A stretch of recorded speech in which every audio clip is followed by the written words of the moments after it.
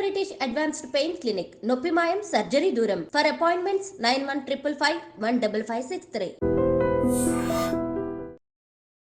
స్వామీజీ, ఇప్పుడు ఈ పుట్టుక మరణం రెండు కూడా భగవంతుడి సృష్టి. ఆయన సృష్టించిన ఈ సృష్టినే మనిషి పుట్టినా సరే చనిపోయినా సరే కొన్ని రోజుల పాటు అది మైలా అని చెప్పి మనం ఏ కార్యక్రమాలు పడితే ఆ కార్యక్రమాలు చేయకూడదని చెప్పి ఇలాంటి కొన్ని కండిషన్స్ ఉన్నాయి. ఇవన్నీ ఎందుకంటారు? అసలు మనిషి చనిపోయిన వెంటనే తల దగ్గర దీపం పెట్టమంటారు. వాడు చచ్చిన తరువాత వాడి పేరు పెట్టి పిలవరు. బాడీని తీసుకుపోతాం తొందరగా, ఎత్తైంది సాయంత్రం అవుతాను. ఒక ఇంట్లో శవం ఉంటే పాతకాలంలో ఆ ఇంట్లో పొయ్యి వెలిగేది కాదు, ఊర్లోనూ వెలిగేది కాదు.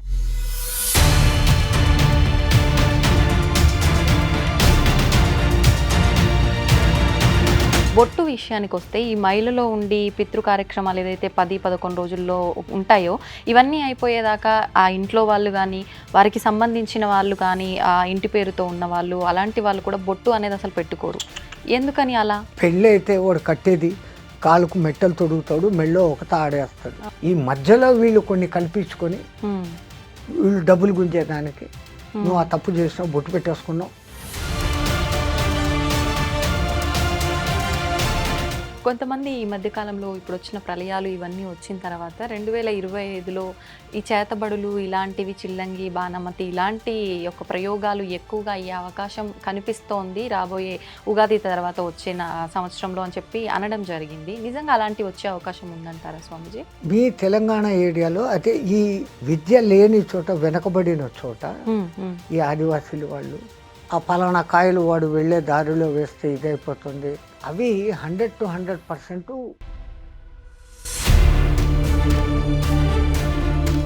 ఒకవేళ నిజంగా అలా ఎవరైనా చేస్తున్నారు అని అన్నా కూడా, అంటే నా మీద ప్రయోగిస్తున్నారు అంటే నాకు పని చేయకుండా ఉండాలి అని అంటే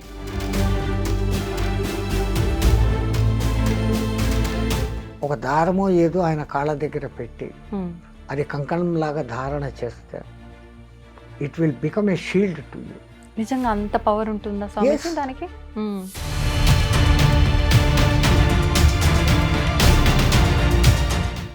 నమస్కారం, వెల్కమ్ టు ఐ డ్రీమ్. ధర్మ మార్గం విత్ విజిత కార్యక్రమానికి స్వాగతం.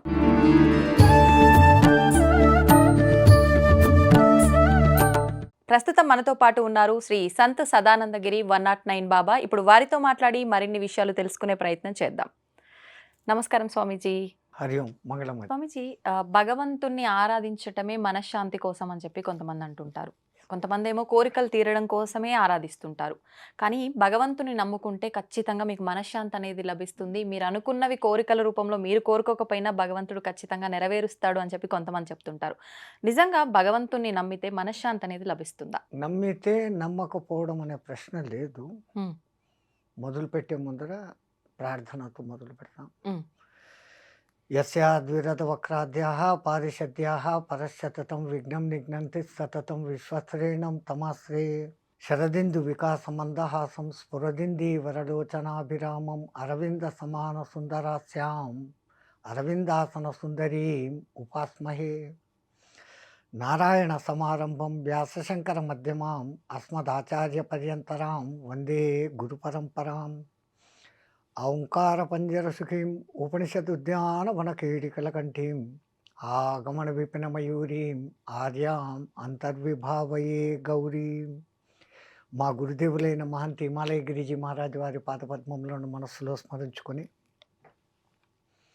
ఎవరు నమ్మినా ఎవరు నమ్మకపోయినా ఎవరు కొలిచినా కొలవకపోయినా పరమాత్మ అనబడేది ఒకటి ఉంది. దానికి విశ్వశక్తి అని ఒకడు పేరు పెట్టవచ్చు, అమ్మవారు అని ఒకడు పేరు పెట్టచ్చు, నారాయణుడు అని, శివుడు అని, అల్లా అని, జీసస్ అని. మన ఉన్న నాలెడ్జ్తో ఆయనకు ఆ పేర్లు పెట్టి పిలుస్తున్నామే కానీ అది నిరాకారము, నిర్వికల్పము, నిశ్చలము ఒకటి ఉంది.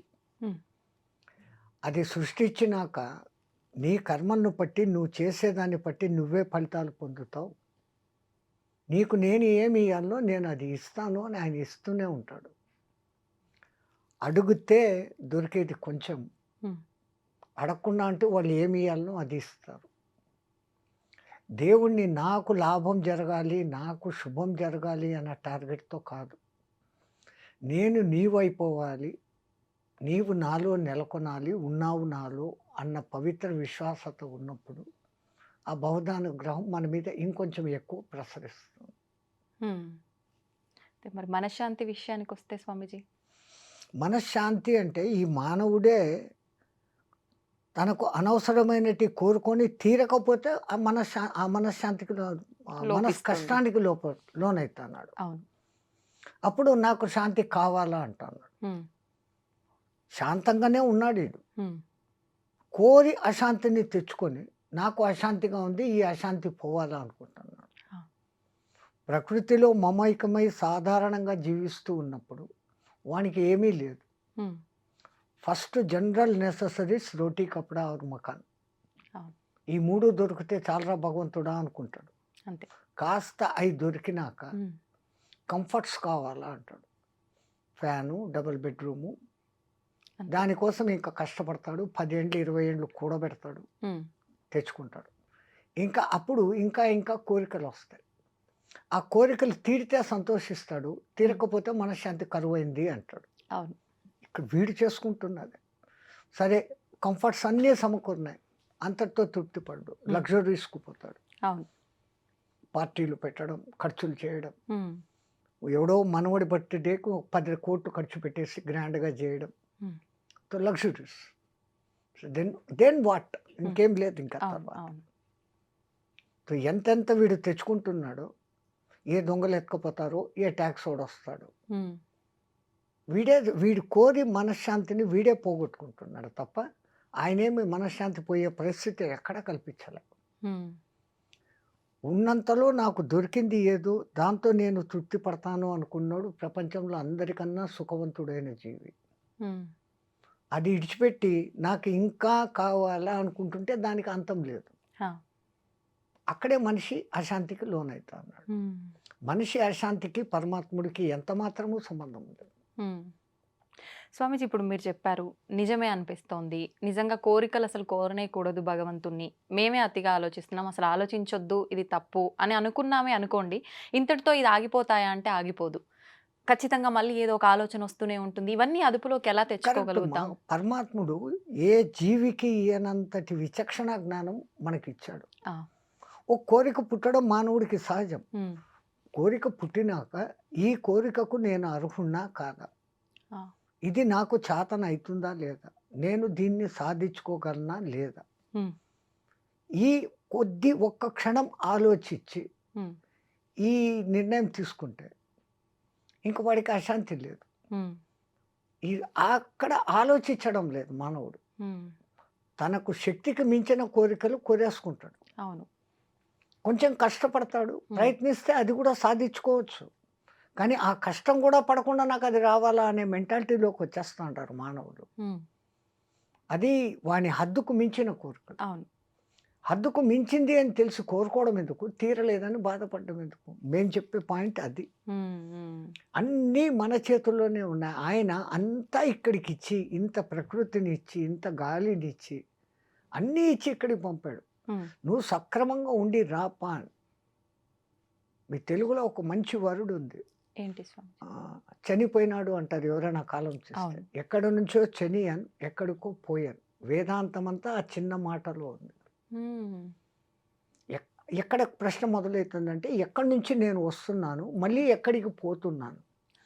వేదాంతం అంతా ఇంకా అదే మంది. సనాతన ధర్మంలో వేదాంతం అంతా ఆ పాయింట్ మీదనే ఉంది. ఇంకా ఋషులు ద్రష్టలు స్వర్గం ఉంది, నరకం ఉంది, ఇక్కడ మనం తప్పులు చేస్తే నరకంలో బాధలు పడతాం, మంచి చేస్తే సుఖంగా ఉంటాము. ఇవన్నీ ఈ స్వర్గ సుఖాలు నరక కష్టాలు రెండు కూడా అతీతమైంది. మళ్ళీ అసలు ఈ జన్మ అనేది లేని జన్మరాహిత్య స్థితికి పోవాలా అని వాళ్ళు ఆ కాలం నుంచి మనకు బోధించుకుని వస్తాను. రాహిత్య స్థితి అంటే మోక్షమేనా స్వామిజీ? ఎలా సాధ్యపడుతుంది అది మానవులకి? మోక్షము అంటే న్యాయంగా చెప్పాలంటే విడుదల. దేని నుంచి విడుదల? నువ్వే ఏర్పాటు చేసుకున్న పంజరం నుంచి నువ్వు విడుదల. ఒక తమాషా కథ ఉంది. ఎవరో ఒక ధనికుడు అట్లా షాపింగ్ అని పోతా ఉంటే పెద్ద చిలకలు అమ్మే షాప్ వచ్చింది. అక్కడ ఒక చిలక ఈయనకు భలే నచ్చింది. ఆ కోరిన డబ్బులు ఇచ్చి దాన్ని ఇంటికి తెచ్చుకున్నాడు. మామూలుగా పండ్లు పెట్టకుండా పిస్తా బాదములు పెడుతూ హ్మ్. దాని మాటలు వింటూ ఆనందించేవాడు. ఆహా! దానికోసమని చిన్న పంజరంలో పాపం ఎగరలేదు అని హ్మ్. బంగారుతో ఈ రూమ్ అంత పంజరం చేశాడు. మొత్తానికి పంజరమే. పంజరమే. హ్మ్. దానికి నిన్ను ఇంత సుఖపెడతాండా కదా ఇన్ని రోజులు, ఇంకా నన్ను విడుదల చేయి హ్మ్. అని అడిగింది. అమ్మ అంత డబ్బులు పోసుకున్నాను, నిన్నెందుకు వదులుతాను, నాకు రోజు నీ మాటలే కావాలా. హ్మ్. ఇట్లా జరుగుతూ ఉండేటప్పుడు ఆ ఊర్లో ఎవరో ఒక హరికథ చెప్పే ఆయన వచ్చాడు. ఆ చిలకతో మార్నింగ్ 8కి మాట్లాడి 8-9 పలానా చోట ఒక మహానుభావుడు వచ్చి మంచి ఉపన్యాసం చెప్తున్నాడు, అక్కడికి పోతాన్నాను నేను, హ్మ్. నన్ను తీసుకెళ్ళకూడదా అనింది. చిలకంటుందా? ఆ, హ్మ్. నేను వింటాను కదా అని. అంటే అమ్మో ఇంత పెద్ద పంజరాన్ని ఆడికి హ్మ్. తీసుకుంటాను. లేదు నీ భుజం మీద కూర్చొని వస్తానని. అమ్మ ఆశ కూర్చొని ఎగిరిపోతామనే నేను రాని. ఆ! ఇంక సరే ఇటు రానీడని. సరే ఆయన ఏం చెప్పాడు అది నాకు వచ్చి చెప్పు. హ్మ్. భాగవత కథలు వింటేనే పుణ్యం. ఆయన ఏం చెప్పాడో నాకు వచ్చి సాయంత్రం నీ ఆఫీస్ పని అయినాక నాకు వచ్చి చెప్పాలి ఆ! కండిషన్. ఓకే. 10 days ఆయన ప్రవచనాలు హ్మ్. ఈయన రోజు సాయంత్రం చెప్తాను.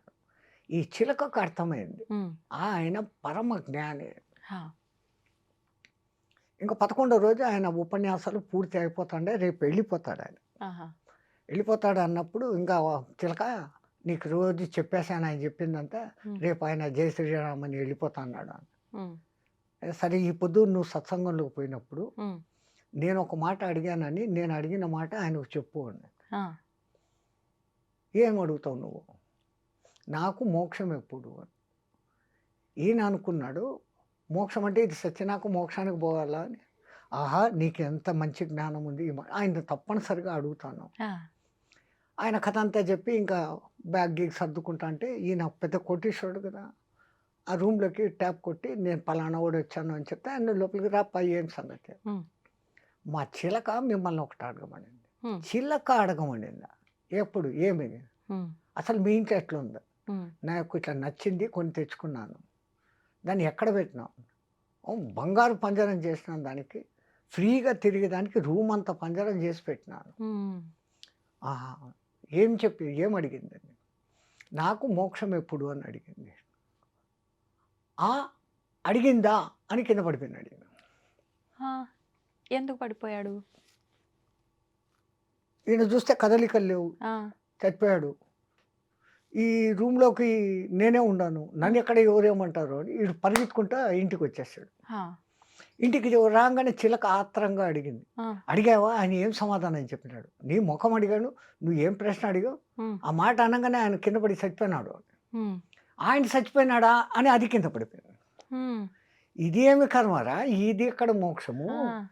ఇది ఈ అడగడం ఏంది, వాడు చావడం ఏంది, పడిపో వాడు చచ్చినాడంటే ఇది చావడం ఏంది, ఇంత అద్భుతమైన చిలక అని పంజరం తీసుకొని లోపలికి పోయి దాన్ని బయటికి తీసుకొని వచ్చి నీళ్లు చల్లినాడు. హ్మ్.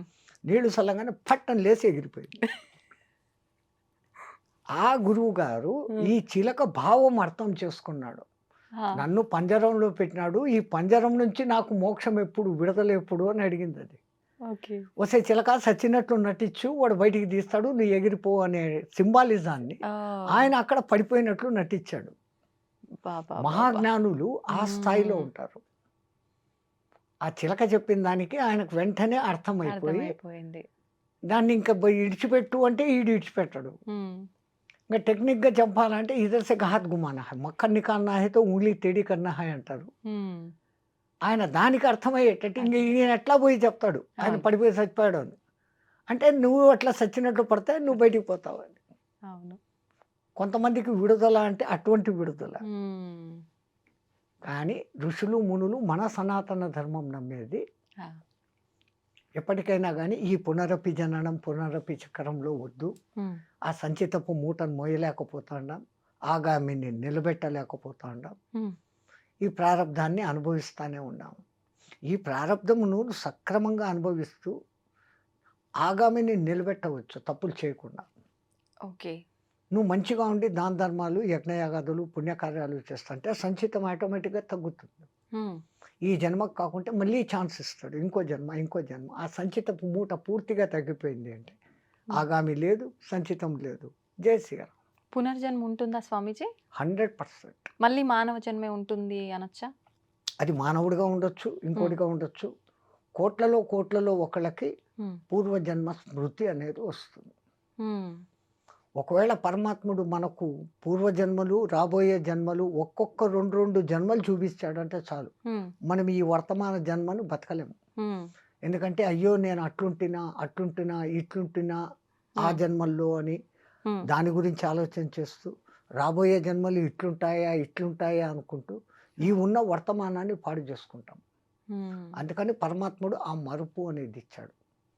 ఓకే. ఎక్కడో ఒక చోట ఈ పునర్జన్మలు లేవు, మీదంతా ఏం సంస్కృతి అని ఆ ఇంగ్లీష్ వాళ్ళకే ఎన్నో రుజువులు దొరికాయి. హ్మ్. ఎన్నో చోట్ల ఆ 6, 7 ఏళ్ల అమ్మాయి ఆ! నేను ఫలానా అని ఫలానా అని. వాళ్ళకి ఎవరికీ తెలియని భాష మాట్లాడుతా ఉంటే అవును. అసలు ఆ భాష ఏంటో అర్థం కాక అల్లాడిపోయి హ్మ్. 6, 7 నెలల తర్వాత ఎవరో ఆ భాష తెలిసినోడు కనపడి ఈమె ఈ భాష మాట్లాడుతాంది అని హ్మ్. ఆయన ఆ డీటెయిల్స్ కనుక్కుంటే నా ఊరు ఫలానా, నా దేశం ఫలానా అని ఆయన చెప్తే హ్మ్. అది నిజమా కాదా అని పోయి ఎంక్వైరీ చేస్తే అది నిజమని తెలియదు. హ్మ్. వాళ్ళనందరినీ గుర్తుపెట్టింది. ఓకే. గుర్తుపట్టాడు పిల్లవాడు. ఆ! ఆ! ఇంకో పిల్లవాడి కేసు తనను చంపిన వాడిని పోలీసోళ్ళ దగ్గరకొచ్చి ఈడే నన్ను చంపింది అని చూపించాడు. హ్మ్. నువ్వు బతికే ఉండవు కదరా! నువ్వు పిల్లోడివి వాడిని చంపావంటే పూర్వజన్మలో నేను ఫలానా ఊర్లో ఉన్నప్పుడు ఈవిడు చంపాడు. ఈ ఊరికి పొద్దొచ్చాడు. నేను ఇక్కడ పుట్టి ఉన్నాను. It is recorded. హ్మ్. వాడు చెప్పిన ప్రతి ఒక్క డీటెయిల్ కరెక్టు. ఆ ఊరికి తీసుకెళ్లారు. ఆ ఊర్లో ఎవడు హత్యకు గురి కాబడ్డాడు, చంపినోడు ఎవడు. హ్మ్. వాడి గుర్తులు అన్నీ ఉండే అదే ముఖము, అదే గుర్తులతో వీడున్నాడు. ఆ! అయితే ఓన్లీ పూర్వజన్మ వాసనలకు సంబంధించి స్మృతులు గుర్తుండడం వరకేనా? లేదు అనంటే చాలామంది అవి అట్లా ఉండబట్టి హ్మ్. ఎంతోమంది మామూలుగా ఉన్న వ్యక్తి సడెన్‌గా ఆల్ ఆఫ్ ఎ సడెన్ మహానుభావుడుగా మారిపోతాడు. అవును. అవును. రమణ మహర్షి హ్మ్. 12 ఏండ్ల వరకు మామూలు విద్యార్థిగానే ఉన్నాడు. హ్మ్. అక్కడ అందరూ తిరువన్నామలై అని అంటారే తప్ప అరుణాచలం అని ఎవడు పిలవడు. ఆహా! ఆ పర్టిక్యులర్ డే ఈయనలో ఆ లైట్ వెలిగేదానికి హ్మ్. ఎవరో ఒకాయన సంచి పట్టుకొని వస్తాంటే, "నువ్వు ఎక్కడి నుంచి వస్తాండావు మామ" అని ఈయన అడిగాడు. హ్మ్. "నాన్ అరుణాచలం పోయిటి వందడా" అన్నాడు. ఆ! తిరువన్నామలై అనలే. ఆహా! అరుణాచలం అన్న ఆ ఒక్క శబ్దం ఆ మహానుభావుడికి వినపడంగానే, నా డెస్టినేషన్ అది కదా! నేనెందుకు ఇక్కడ ఉన్నానని, వీడు పోతున్నాడు వెతకద్దండి. ఆ పొద్దే పేరు మొత్తం వదిలిపెట్టేస్తాడు. 12 ఏండ్ల వయసులో అట్లా రాయగలరా? లేదు. సో, ఆయనకు ఆ పూర్వజన్మ ఆ స్మృతి 90% సాధన చేసి పరిపక్వమైనాడు. హ్మ్. హ్మ్. ఆ బ్యాలెన్స్ 10% మిగిలింది ఈ జన్మ ఇచ్చాడు. హ్మ్. దాన్ని ఆయన సార్థకం చేసుకొని భగవాన్ రమణ మహర్షి అయిపోయినాడు. స్వామీజీ, ఇప్పుడు మనం అందరం కూడా దైవం విషయంలో ఆయనతో కృతజ్ఞతా భావంతో ఉండాలా? మనకింతటి జన్మ ఇచ్చి, మనం ఇలాంటి పాపం చేసినా, పుణ్యం చేసినా, ఏం చేసినా దాన్ని తరిగించుకొని అంటే మనం దాన్ని తగ్గించుకొని మోక్షం పొందడం కోసం ఒక మంచి అవకాశం ఇచ్చాడు అని చెప్పి కృతజ్ఞత తెలుపుకునేటట్టుగా ఉండాలా? లేదు అంటే మనం చేసే తప్పులకు ఆయన విషయంలో భయపడుతూ ఉండాలా ఎంతసేపు? ఎలా ఉండాలి? ఓ తండ్రి దగ్గర బిడ్డలు ఏమన్నా తల్లి దగ్గర బిడ్డలు భయపడతారా? లేదు. సేమ్. హ్మ్. ఆయనది అన్‌కండిషనల్ తల్లి ప్రేమ ఎట్లనో దానికి మించిన ప్రేమ. హ్మ్. ఆయన అని అంటున్నాం.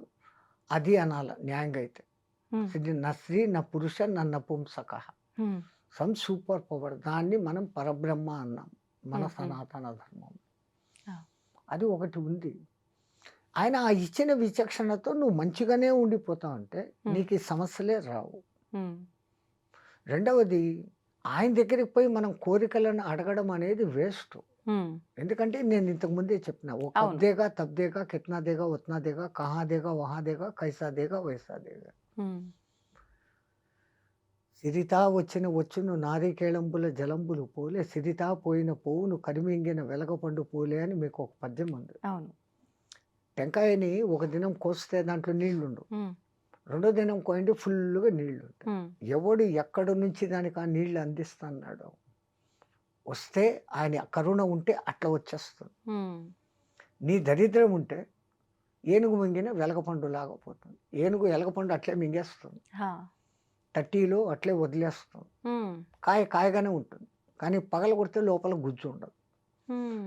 ఏనుగు మెటబాలిజము ఆ గు ఆ ఎలగపండుకు తొడిమె దగ్గర గ్యాప్ ఉంటుంది. అవును. అవును. ఆ తన పొట్టలో జరిగే ఒక ఒత్తిడితో, ఆ వేడికి హ్మ్. ఆ లోపల గుజ్జు ఆ తొడిమెను పుష్ చేసేసుకొని బయటకు బయటికి వచ్చేస్తుంది. వచ్చేస్తుందా? కాయ కాయగా ఓ అది అట్లా. ఓకే. హుహుహు. స్వామీజీ ఇప్పుడు అసలు కోరికలు లేని స్థితే ఉండాలి అని చెప్పన్నాము. మనం చేసుకున్న సంచిత కర్మలు ఇవన్నీ కూడా తొలగించుకునే అవకాశం మన చేతిలో ఉంది అనుకున్నాము. కానీ ప్రస్తుత రోజుల్లో ప్రతి ఒక్కరు మనం ఇలాంటివి ఎన్ని మాట్లాడుకున్నా కూడా ఈ కర్మ లేదు, ఏమీ లేదు, ఇవన్నీ ఏది లేదు అని చెప్పి డబ్బు, డబ్బు వెనకాలే పరిగెడుతున్నారు. ఎంతసేపు మనం ఎంత సంపాదించాము, ఎంత కూడబెట్టుకున్నాము అనేదే తప్ప ఇది ఏ మార్గంలో సంపాదిస్తున్నాము అనే ఆలోచన చాలా మందిలో లేదు. నిజంగా ఇలా దుర్మార్గంగా సంపాదించే వాళ్ళు దైవానికి భయపడుతూ ఉండాలి అంటారా? మనం వాళ్ళను భయపడుతూ ఉండు అని చెప్పాల్సిన పని కూడా లేదు. హ్మ్. మొన్న ఒకసారి కడతాల్లో స్వామినారాయణ అధ్యక్షుల వారు వచ్చారు అక్కడికి. హ్మ్. స్వామినారాయణ సంస్థ చాలా పెద్దది. ఆ అధ్యక్షుల వారు ఏదో పని మీద పోతూ హైదరాబాద్లో వీళ్ళ పిలుపుని ఆహ్వానించి వచ్చారు. హ్మ్. ఆయన వచ్చి రాగానే ఆయన హిందీలో చెప్తూ ఉంటే వేరే వాళ్ళు ట్రాన్స్లేట్ తెలుగులోకి చేశారు. హ్మ్. మీలో ఎవరైనా పోయేటప్పుడు ₹1 తీసుకొని పోతారా? వాళ్ళు చేతులు ఎత్తండి అన్నాడు. హ్మ్. 30,40 వేల మంది కూర్చొని ఉన్నారు. ఒక్కడు చెయ్యి పైకెత్తాలి. హ్మ్. సో ఎవ్రీబడీ నోస్ పోయేటప్పుడు మనము ఏమి తీసుకెళ్ళం. అది మీ తెలుగులో ఉంది. అవును. వచ్చేటప్పుడు పుట్టినప్పుడు బట్ట కట్టలేదు, పోయేటప్పుడు వెంట రాదు అని ఎవడో సినిమా పాట పాడతాడు. అవును. తో ఆ మహాత్మ లేఖర్ కూర్చున్నాయి. మనం చేతిలో తీసుకుని ఏమీ రాలేదు. హ్మ్. ఇట్లా చేతులు పట్టుకొని వచ్చినాం. హ్మ్. మూసిన చేతులతో వచ్చాం. చేతులు తెచ్చని మొదలుపెట్టాం. హ్మ్. పోయేటప్పుడు ఉత్త చేతులతోనే పోతాను. హ్మ్. అలెగ్జాండర్ 3 వంతుల భూమినంతా ఆక్రమించుకున్న మహానుభావుడు. ఆఖరికి భారతదేశం వచ్చినాక ఈ సంస్కృతి తెలిసింది ఆయనకు. ఎట్లా తెలిసింది? ఎవరో ఇద్దరు కొట్లాడుకుంటున్నారు. ఈయన టెంట్ బయట కొంచెం దూరంలో. హ్మ్. తన సైన్య అధ్యక్షుడిని పిలిచి, దేనికి రా వాళ్ళు కొట్లాడుకుంటున్నారు కనుక్కొని రా అన్నాడు. వీళ్ళు పోయి ఒకనికి భూమి అమ్మాడంట. హ్మ్. ఈ భూమి కొనుక్కున్నోడు దున్నుతూ ఉంటే లంక మీద దొరికినాయంట. హ్మ్. ఆహా! డబ్బు కోసం కొట్లాడుకుంటున్నారు. హ్మ్. ఎవరో అందరూ భారతదేశం అంటే ఏమో ఏమో గొప్పదని మా గురువుగారు అరిస్టాటిల్ చెప్పారు. హ్మ్. ఇంతేనా ఇక్కడోళ్ళు అన్న. అయ్యా నేను చెప్పేది పూర్తిగా విను. యాహ్! వాళ్ళు ఎందుకు కొట్టుకుంటున్నారో తెలుసునా అన్న. హ్మ్. ఇది నాది కాదు నీది, నీది కాదు నాది అని కొట్టుకుంటున్నారు. ఆ! నువ్వు నాకు భూమి మాత్రమే అమ్మావు. భూమిలో నిధి నాకు దొరికింది. ఇది నాకు సంబంధం లేదు. హ్మ్. ఒకప్పుడు నువ్వు యజమానివి. అవును. మీ తాత ముత్తాలు ఎవరో నీకోసం అని పెట్టినారు అక్కడ. హ్మ్. అది నీకు చెందాలా నువ్వు తీసుకో అని. హ్మ్. లేదు లేదు నీకు అమ్మేశాను కదా! భూమిని అమ్మినానంటే భూమి పైది, భూమి లోపలిది అంతా నీకే. నేనెందుకు తీసుకుంటాను? తీసుకోను అని కొట్లాడుతాండారు. హ్మ్. ఆ ధర్మ సూక్ష్మం ఎరిగిన వాళ్ళిద్దరు అయ్యేవాళ్ళు అంటే, హ్మ్. ఇంత ధర్మం ఆచరించే ఈ భారతదేశాన్ని ఇంకా నేను ఆక్రమించలేను అని వెనక్కు పోతూ జ్ఞానం వచ్చేసింది. అవును. చచ్చిపోయేటప్పుడు వీలరామ రాస్తాడు. ఆ! నేను చనిపోయినాక నా కఫిన్ నుంచి నా చేతులు 2 బయట పెట్టి హ్మ్. ఊరేగిస్తూ తీసుకెళ్ళి నన్ను దఫన్ చేయండి అన్నాడు. ఆహా! జనాలందరూ ఇది శాస్త్ర విరుద్ధము. శవం చేతులు బయటికి పెట్టడం ఏంటి? కన్నాలు పెట్టి. అసలు మా గురువుగారికి బుద్ధి ఉందా? ఆయనే ఎట్లా ఒప్పుకున్నాడు? అవును. అని కొంతమంది జ్ఞానులు ఆయన దగ్గరికి పోయారు. హ్మ్. పోయి అడిగారు. స్వామి మీరింత తెలిసినోళ్ళు హ్మ్. శవాన్ని పెట్టెలో పెట్టి మేకులు కొట్టేస్తాం. ఆ పెట్టెని దింపేస్తాం మన సంప్రదాయము. ఈ కన్నాలు 2 పెట్టి ఆ 2 చేతులు బయటికి పెట్టినారు ఎందుకు అని. హ్మ్. ఒరేయ్ మనకంతా వాడొక సందేశం ఇస్తాన్నాడురా. 3 వంతుల భూభాగాన్ని జయించి కోట్ల రత్నరాసుల సంపదను సంపాదించాను. హ్మ్. పోయేటప్పుడు ఉత్త చేతులతో పోతాండాను అని మనకు నేర్పిస్తున్నాడురా. ఓహ్! అది చూసి మనం నేర్చుకోవాలి. హ్మ్. వాడంత క్రూరుడైనప్పటికీ ఆఖరిన వానికి జ్ఞానం కలిగింది. ఈ భూమి అట్లాడిది హ్మ్. అని మన భరత భూమిని వాళ్ళు మెచ్చుకున్నారు. అటువంటి దేశంలో మనం పుట్టి, అవును. మనం కూడా ఇప్పుడు అదే పని చేస్తున్నాం. హ్మ్. డబ్బు, డబ్బు, డబ్బు. డబ్బు. అవును. గబ్బు, గబ్బు, గబ్బు. హ్మ్. ఒకప్పుడు గుండెలు డబ్బు, డబ్బు, లబ్బు, డబ్బు అని కొట్టుకునేది. ఇప్పుడు డబ్బు, డబ్బు డబ్బు, అని డబ్బు అని. కొట్టుకుంటాంది. అవును. స్వామీజీ ఇప్పుడు ఈ పుట్టుక, మరణం 2 కూడా భగవంతుడి సృష్టి. ఆయన సృష్టించిన ఈ సృష్టినే మనిషి పుట్టినా సరే, చనిపోయినా సరే కొన్ని రోజుల పాటు అది మైల అని చెప్పి, మనం ఏ కార్యక్రమాలు పడితే ఆ కార్యక్రమాలు చేయకూడదని చెప్పి ఇలాంటి కొన్ని కండిషన్స్ ఉన్నాయి. ఇవన్నీ ఎందుకంటారు? అసలు మనిషి చనిపోయిన వెంటనే తల దగ్గర దీపం పెట్టమంటారు. హ్మ్. ఇంకా ఎందుకని? అక్కడి నుంచి మొదలవుతున్నాయి ఆ కార్యక్రమాలు. ఆ వాడు చచ్చిన తరువాత వాడి పేరు పెట్టి పిలవరు. హ్మ్. బాడీని తీసుకుపోతాం తొందరగా. అవును. ఎత్తేయండి, ఎత్తేయండి సాయంత్రం అయితాంది. అవును. ఆ కాలంలో చనిపోయినాడు అంటే రాత్రి సూర్యాస్తమయ్యేంత లోపల దహనమో, ఖననమో వాళ్ళ సాంప్రదాయం ఏదో అది చేసేసేవాళ్ళు. ఆహా! ఇప్పుడు మీకు ఈ ఐసు టెక్నాలజీలు వచ్చినాక బాక్స్‌లో పెట్టి ఆ చచ్చినోడిని కూడా హ్మ్. మనశ్శాంతి లేకుండా. చచ్చినోడికి కూడా మనశ్శాంతి లేదు.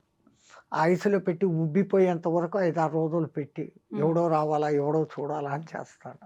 హ్మ్. ఇన్నాళ్ళు ఈ చిలకల ఈ పంజరంలో ఉండింది. దానికి ఆ మర్యాద ఇయ్యాలా అనేది మర్చిపోతా ఉన్నారు. హ్మ్.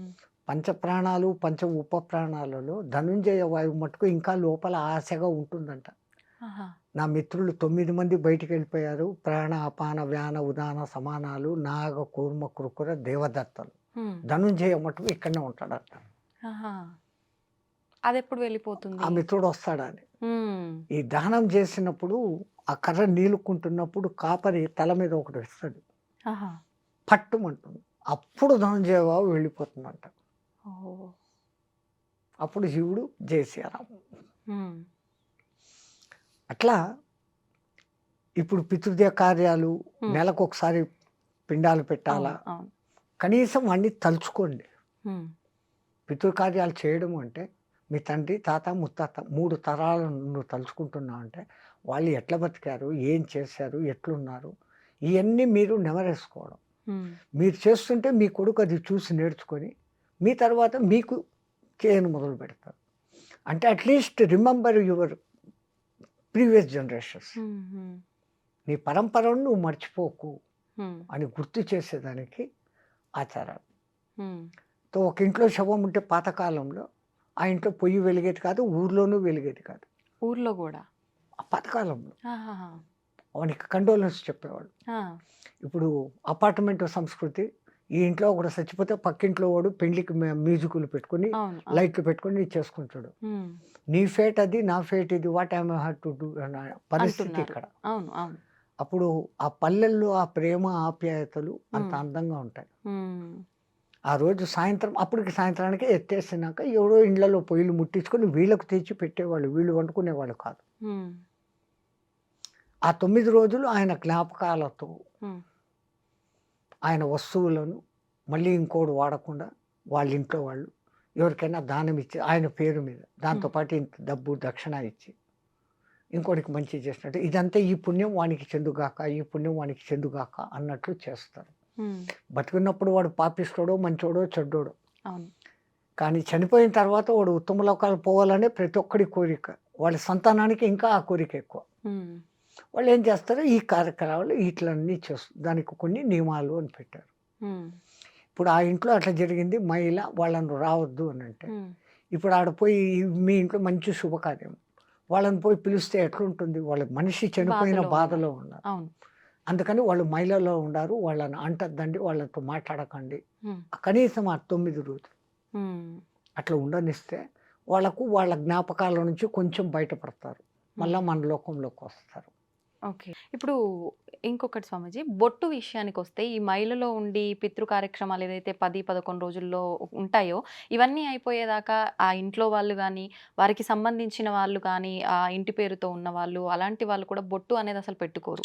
ఎందుకని అలా? అది తప్పు. అది హ్మ్. ఎవడో మధ్యంతలో వచ్చిన శాస్త్రాలు. ఇంట్లో దీపమే పెట్టకూడదు ఆ! సంవత్సరం దాకా. దీపం పెట్టకూడదు. గుళ్ళకు పోకూడదు. అవును. మన వేద శాస్త్రంలో ఈ రూల్స్ లేవు. హ్మ్. హ్మ్. ఈ మధ్యలో వీళ్ళు కొన్ని కల్పించుకొని హ్మ్. వీళ్ళు డబ్బులు గుంజేదానికి నువ్వు హ్మ్. ఆ తప్పు చేసినావు, బొట్టు పెట్టేసుకున్నావు. దానికి ఇంత కర్మ చేయాలా? ఇంతి. హ్మ్. పెళ్ళి అయితే వాడు కట్టేది కాలుకు మెట్టలు తొడుగుతాడు. మెడలో ఒక తాడేస్తాడు. అవును. అవును. దానికి ముందు పుట్టినప్పటి నుంచి నువ్వు పూలు పెట్టుకుంటా ఉండావు, బొట్టు పెట్టుకుంటా ఉండావు, అలంకరించుకుంటా ఉండావు, హ్మ్. రంగు వస్త్రాలు వేసుకుంటా ఉండావు. హ్మ్.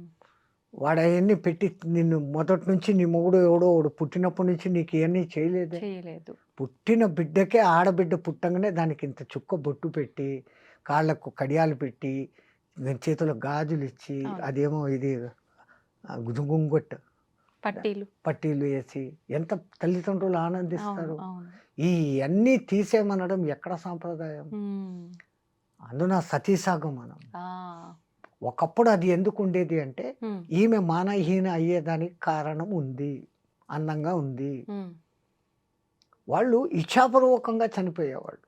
వాళ్ళకి వాళ్ళు ఆయనను ఇన్నాళ్ళు కలిసి ఉండి ఇప్పుడు నాకు ఆయన లేడు అని అంటే నేను ఇంక బతికి ఎందుకు, ఆయనతో పాటే వెళ్ళిపోతానన్న ఉద్దేశంతో ఇచ్ఛామరణంగా కొంతమంది పోతుంటే దాన్ని శాస్త్రబద్ధమని చెప్పి ఇష్టం లేని వాళ్ళను కూడా మండే కట్టల్లోకి లాక్కొని పోయేయని మొదలుపెట్టారు. అవును రాజా రామ్మోహన్ రావు వంటి వాళ్ళు ఇది దురాచారము అని మెల్లమెల్లగా మార్చి ఇప్పుడు ఈ స్థితికి తీసుకుంటారు. ఇప్పుడు మీరు చెప్పినట్టుగా బొట్టు గాజులు ఆడవాళ్ళ విషయంకి వస్తే వాళ్ళకు అవి తీసేయడం ఒకటే కాదు, మాంగమే అవమానించటం. సింధూర్ అది ఉమ్, పెట్టుకోకూడదు. ఉమ్, ఇక్కడ బొట్టు అది మీ సహజ హక్కు. ఉమ్, మాంగమే సింధూర్ పెళ్ళి అయిన నుదుట తర్వాత పాపిట. పాపిట. ఇప్పుడు వాడు పాపిట యాడుందో తెలియదు, జుట్టు ఇది పోసుకొని దేయాల్లాగా తిరుగుతూ ఉన్నారు. పెళ్ళైన వాళ్ళకు అస్సలు గుర్తు. మేమైతే కాళ్ళ దిక్కు చూసి మెట్టలు ఉంటే ఆహా ఈమె పెళ్ళైన మాత, లేదా తల దిక్కు చూస్తే మాంగమే సింధూర్. ఈ రెండింటిని చూసి ఎవరు విధవ ఎవరు ఇది అని కనుక్కునేవాళ్ళం. ఇప్పుడు ఎవరు విధవనో అనకూడదు, ఈ మాటలన్నీ ఏమీ తెలియని పరిస్థితి ఏర్పడింది. పెళ్ళి అయిన వాళ్ళు కూడా కాళ్ళలో మెట్టలు వేసుకోవడం లేదు, బొట్టు పెట్టుకోవడం లేదు. భూదద్దం తెచ్చి చూస్తే దాంట్లో కనపడుతుంది అంత గిద్దు చిన్నది నల్లగా, అదెంత గమ్ము, అది పెట్టుకుంటా ఉండదు. స్టిక్కరా బక్కరా అది పెట్టుకుంటా ఉండదు. ఎప్పుడైతే పసుపును నిమ్మరసంలో నానేసి తీసి తర్వాత కొంచెం పటిక వేసి కలిపి వచ్చే అసలైన కుంకుమ, అది ఇక్కడ త్రిపుటి దగ్గర పెట్టుకుంటే ఆజ్ఞా చక్రం ఉత్తేజితమవుతుంది. ఆడ మగ తేడా లేకుండా ఇక్కడ అంత బొట్టు పెట్టుకోవాలి. ఎంత బొట్టు పెట్టుకుంటే అంత శక్తి, సూర్యకిరణాల శక్తిని ఫిల్టర్ చేసి గ్రహించే శక్తి దానికి ఉంది. ఇప్పుడు ఏందేందో రంగురంగుల నానాకము అయిన డిజైన్ టిక్కర్లు, దానికి ఒక గజ్జలు, దరిద్రం, ఒళ్ళు పాడేదాన్ని. స్కిన్ అక్కడ ఏమవుతుందో మీరు గమనించండి. కొన్నాళ్ళు పెట్టుకున్నాక there will be a mark. పచ్చబొట్టు పొడిచినట్లు ఒక మార్క్ ఏర్పడుతుంది. లేదా కొంతమందికి స్కిన్ అలర్జీ కూడా వచ్చిన సందర్భం. అది ఇది పెట్టుకుంటే వచ్చిందని వాళ్ళకు తెలియదు. అది టోటల్ బాడీకి స్ప్రెడ్ అయిపోయి మొత్తం బాడీనే పోతుంది, సర్వనాశనమే. మన పూర్వీకులు ఏది పెట్టినా కానీ దాని వెనకలే. ఇప్పుడు ఆ మంచి బొట్టు అటువంటి కుంకుమతో పెట్టుకుంటే అది స్కిన్కు ఎఫెక్ట్ చేయదు, మంచి చేస్తుంది తప్ప చెడు చేయదు. కడిగేస్తే పోతుంది. ఇప్పుడు వస్తున్నట్టు ఈ రంగురంగులు ఏంటి వస్తున్నాయి, కడిగితే ఫోన్ కూడా పోయి సావదు. చాలా మంది ఈ మధ్య కాలంలో దుష్ట ప్రయోగాలు అని చెప్పి, చేతబళ్ళు అని చెప్పి, ఇలాంటివి చేస్తుంటాము అని చెప్పి, కొంతమంది మీకు ఇది చేశారు, అది చేశారు, మీ మీద ప్రయోగం చేశారు అని చెప్పి డబ్బు రాబట్టడం కోసం ఇవన్నీ చేస్తున్నారు అని చెప్పవచ్చా? కొంతమంది నిజంగానే మేము ఇబ్బంది పడుతున్నాము, మాకు నిజంగానే ఎవరో చేశారు, మేము బాగుంటున్నామని ఓర్చుకోలేక ఇలాంటివి చెప్తుంటారు. నిజంగా ఈ చేతబళ్ళు ప్రయోగాలు ఇలాంటివి ఉంటాయా? డబ్బు కోసం ఆడే ఆటలు అనుకోవచ్చా స్వామి? జబ్ భగవాన్ హై తో భూత్ భీ హై. దేవుడు ఉన్నాడంటే దెయ్యము ఉంది. ఒకప్పుడు ఎప్పుడైతే ఈ కరెంట్ వచ్చిందో అప్పుడు ఈ శక్తులన్నీ ఎగిరిపోయినాయి. అది లైట్లో ఉండలేవు. అంత స్థాయి మంత్రం తెలిసినోడు ఇప్పుడు ఎవడు లేడు. చేస్తున్నారు వామాచార పూజలు అని, వాళ్ళు ఏదో బలులు ఇస్తారు, ఏమో చేస్తారు. బట్ చేతబడి చేసేంత శక్తిమంతులైన వాడు ఇప్పుడు ఎవడు లేడు. కాకపోతే వీళ్లకు సైకలాజికల్ ఎఫెక్టులు కొన్ని వచ్చేస్తాయి. ఒకడికి ఒక సమస్య వచ్చింది, దాన్ని వాడు భరించలేకపోతాడు, తీర్చలేడు, తీర్చేయాలనే తపన ఒక సైడు. దాని మధ్య వాడు గడబిడి అయిపోయి ఇది పోగొట్టుకుంటాడు, సెన్స్ పోగొట్టుకుంటాడు. వాడిని పట్టుకొని నీకు దెయ్యం పట్టింది, నేను ఎవడో ఏమో చేశాడు, నేను దాన్ని తగ్గిస్తానని వీళ్ళు క్యాష్ చేసుకుంటాం. వాడికి తగ్గడం కాదు కదా, ఇంకా పెరుగుతుంది అప్పు, అంతకుమించి ఏం జరగదు. అని తీసుకొని వచ్చి సైకలాజికల్గా కూర్చోపెట్టి what is your main problem అనేసి ఇప్పుడు వీళ్ళు కన్సల్టెన్సీలు వచ్చారు. వాళ్ళు కూర్చోపెట్టే సమస్యకు వాడి చేతనే ఆ అసలు సమస్య ఏందో బయటికి తెప్పించేస్తారు. అది బయటకు వచ్చేసినాక ఇది కాదబ్బా దీనికి ఇట్లా సొల్యూషను ఉమ్, అని చెప్తే he will be rectified, all right, um, సరిపోతుంది. ఉమ్. ఇల్యూషన్ అమ్మా, ఆ, సగం మంది ఇల్యూషన్లో ఉన్నారు. అవును అవును. ఉమ్, వాడికి ఏదో కాలు నొప్పి వచ్చింది, ఇంకోటి ఎవడో కోపంగా చూశాడు, వాడు చూశాడు ఏమో నాకు చేశాడు, ఉమ్, ఈ భావన ఒక్కసారి వచ్చిందంటే అది పెరుగుతూ పోతుంది, ఆ, అది ఇల్యూషన్గా మారిపోయి ఉమ్, నాకు వాడు ఏమో చేశాడు, అంతే. చేతబడి రాతబడి ఏందబడి ఉమ్, ఒకప్పుడు ఉన్నాయి ఎప్పుడు, ఉమ్, అప్పుడు ఈ విద్యుత్ వెలుగులు లేవు, అవి వచ్చినాక అవి ఉండేదానికి అవకాశం లేదు. ఉమ్. కొంతమంది ఈ మధ్య కాలంలో ఇప్పుడు వచ్చిన ప్రళయాలు ఇవన్నీ వచ్చిన తర్వాత 2025లో ఈ చేతబడులు ఇలాంటివి, చిల్లంగి బాణమతి ఇలాంటి యొక్క ప్రయోగాలు ఎక్కువగా అయ్యే అవకాశం కనిపిస్తోంది రాబోయే ఉగాది తర్వాత వచ్చే సంవత్సరంలో అని చెప్పి అనడం జరిగింది. నిజంగా అలాంటివి వచ్చే అవకాశం ఉందంటారా స్వామీజీ? మీ తెలంగాణ ఏరియాలో అయితే ఈ విద్య లేని చోట, వెనకబడిన చోట ఉమ్, ఉమ్, ఈ ఆదివాసీలు వాళ్ళు ఆ పాత పిచ్చి నమ్మకాలలోనే ఉన్నారు. ఉమ్, ఆ పలానా కాయలు వాడు వెళ్ళే దారిలో వేస్తే ఇదైపోతుంది, ఆ, వాడి కాళ్ళ కింద మట్టి తెస్తే ఏమో అవుతుంది, అదే. సంథింగ్ సంథింగ్ అనేసి చేసే మంత్రగాళ్ళు ఉన్నారు. ఉమ్, ఉమ్, అవి 100% వర్కౌట్ కావు. ఉమ్, వాడి మైండ్ డిస్టర్బ్ చేస్తారు అంతవరకే, ఆ, ఒక లెవెల్. బట్ అవతల వాడు కొంచెం స్ట్రాంగ్గా ఉండి what is this, how it is happening for me అని ఒక్కసారి క్వశ్చన్ చేసుకుంటే వాడంతా వాడే దాంట్లో నుంచి బయటకు వచ్చేస్తాడు. ఉమ్, యాక్చువల్ థింగ్ అంత పవర్ఫుల్ మంత్రాలు ఆ సాధనలు చేయగలిగిన వాళ్ళు లేరు. ఉమ్, దానికంతా ఆ, ఇప్పుడు వరుణ యజ్ఞపాలు చేయాలంటే నీళ్ల కుండంలో కూర్చొని చేస్తారు, ఇంతవరకు లోతు నీళ్ళల్లో. ఆహా, అది వరుణ జపానికే అంత కఠినమైనవి ఉంటాయి, ఈ ఓకే. దుష్టదానికి ఇంకా ఇంకా కఠినమైన పద్ధతులు ఉంటాయి. ఉమ్, నెత్తి మీద అగ్నికుండ పెట్టుకోవడము, ఇంకా ఏదో పంచమకారాలు, ఉమ్, మద్య మాంస మత్స్య మైథున క్రియలు, ఉమ్, అవన్నీ కూడా చెయ్యాల్సిన విధానం, అది శాస్త్రమే. ఉమ్, తంత్రశాస్త్రము, మంత్రశాస్త్రం. ఆ, మంత్రము మంచి మంత్రాలు ఉన్నాయి, ఉమ్, దుష్ట మంత్రాలు ఉన్నాయి.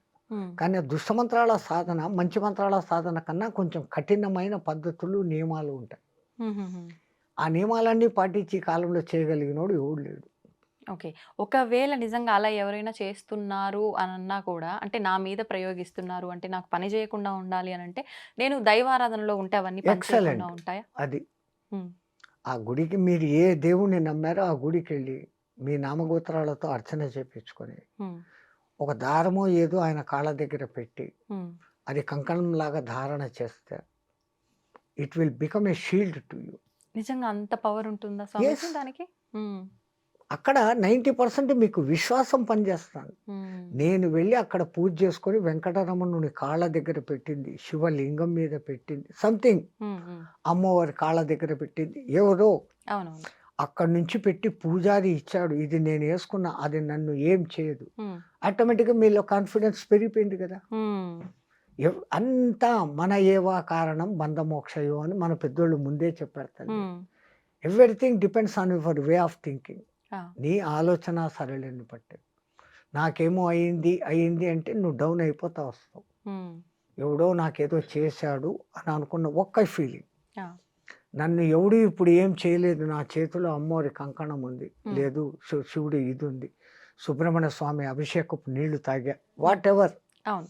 ఎన్నో ఉన్నాయి కదా. అవును. అవును. హ్మ్. లేదు పళని ప్రసాదం తిన్నా, హ్మ్. అద్భుతమైన పళని ప్రసాదం, రేకు డబ్బాలో ఇస్తాడు వాడు, ఆ! ఎన్నాళ్ళైనా అది చెడదు. ఆ! మరి ప్రసాదం శక్తి అంటే మీరు చేసి డబ్బాలో పెట్టండి, చిలుం పట్టిపోతుంది. అవును. అది ఎప్పుడు తెచ్చి పెడతాము. అవును. ఒకప్పుడు తిరుపతి లడ్డు నెలలకు నెలలు ఎంత మాత్రము పోకుండా డబ్బా మూత తీయంగానే నెయ్యి ఘమఘమలు కొట్టేది. సువాసన. హ్మ్. వాళ్ళు చేయడం అంత పవిత్రంగా చేస్తుండేవాళ్ళు. హ్మ్. తమాషా ఏంటంటే ఆ కాలంలో ఆ! అంతమందికి లడ్లు చెయ్యి మీద? పిసికేదానికి కాక ఆ! కాళ్ళు కడుక్కొని రూమ్లో వేసేస్తారు, హ్మ్. తొక్కుతారు. వాడేమో జీరాలు తీసి రూమ్లో వేస్తా అంటాడు, హ్మ్. వీళ్ళు తొక్కి అది కొంచెం మెత్తబడినాక అప్పుడు తీసి దాన్ని లడ్డు చేసేవాళ్ళు. ఆ! కళ్ళతో చూస్తే ఒక రహస్యము, లేకుంటే తిరుపతి ప్రసాదం. అసలు ఒకప్పుడు ఇలాంటివి చూస్తే అసలు తినలేంగా. లేదు, వాళ్ళు ఎంత పవిత్రంగా ఆ! వాళ్ళు భోంచేయకుండా వచ్చి కాళ్ళను 1కి 6 సార్లు 7 సార్లు కడగాల అంటారు. పుక్కిలింత 7 సార్లు చేసినప్పుడు మన నోట్లో ఉన్న మొత్తం కల్మషాలు ఎట్లా పోతాయో 7 సార్లు అట్లా వాళ్ళ కాళ్ళు కడుక్కుంటారు. అదొక మీరేమో ఇప్పుడు ప్యూర్ స్టోనో అది ప్యూరా స్టోనో అంటారే. అప్పుడు ఇక రాయితో వేసి రుద్దుకొని 7 సార్లు కడుక్కొని అప్పుడు దిగుతారు. చాలా ఏళ్ళ కింది మాట ఇది. ఇప్పుడు మీకు ఎన్ని వింటే ఇట్లా కూడానా అని అనుకుంటారు. మళ్ళీ గేలి చేసేవాళ్ళు అయితే కనుక తొక్కిన ప్రసాదం తింటాడారు మీరు అనేసి వేరే మతస్థులు వేరే వాళ్ళు మనల్ని క్రిటిసైజ్ చేస్తారు. కానీ మరణాన్ని కొంచెం పోస్ట్ పోన్ చేసుకోగలిగిన టెక్నిక్స్ ఈ సాధకుల దగ్గర ఉంటుంది.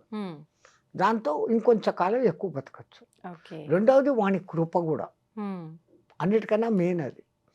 నేను నా సాధనతో నేను ఇంత ఉన్నాను అని ఏ పొద్దు గర్వించినాడో వాడు ఆ రోజు పోతాడు. నీ అనుగ్రహం నా మీద ఉండబట్టి ఆ గురు కృప ఉండబట్టి దేవుడు కూడా కాదు మాకు మా గురువు ముఖ్యం. మా గురు కటాక్షం ఉండబట్టి ఆ గురు దయ నా మీద ఉండబట్టి ఈ రోజుకు నేను ఇంత చేసుకోగలుగుతా ఉన్నాను, ఇంతమందితో మాట్లాడగలుగుతా ఉన్నాను, నా వంతు ధర్మ ప్రచారం నేను చేయగలుగుతా ఉన్నాను అంటే అంత నా గురు కృప అన్న భావనతో ఉన్నప్పుడు నాకు ఇంత అయిపోయింది అని ఏ రోజు అనుకుంటానో ఆ రోజు నేను డల్ అయిపోతాను. నాకు ఇంతే అనుకున్నప్పుడు ఎంతైనా ఉండొచ్చు. స్వామిజీ, ఇప్పుడు ప్రతి ఒక్కరూ ఆలోచించేది ఏంటంటే నది స్నానం వలన పవిత్రమైన జలం కాబట్టి పుణ్యం వస్తుంది అని చెప్పి మనకున్న పాపాలు తొలగిపోతాయి అని చెప్పి. అయితే మనం సైంటిఫికల్ గా ప్రూవ్డ్ అమ్మా. ఒక నది కొన్ని పర్వతాల నుంచి ప్రవహించి వస్తుంది, ఎంతో దూరం నుంచి వస్తుంది. గంగా నది కొన్ని వేల కిలోమీటర్లు, యమునా నది వేల కిలోమీటర్లు, గోదావరి వేల కిలోమీటర్లు. అవి ఏ రాళ్లను ఖనిజాలను రాసుకుంటూ వస్తుంది. ఏ చెట్లు ఆ నది పక్కన ఉంటాయి దాని వేర్ల సారాన్ని తీసుకొని వస్తుంది.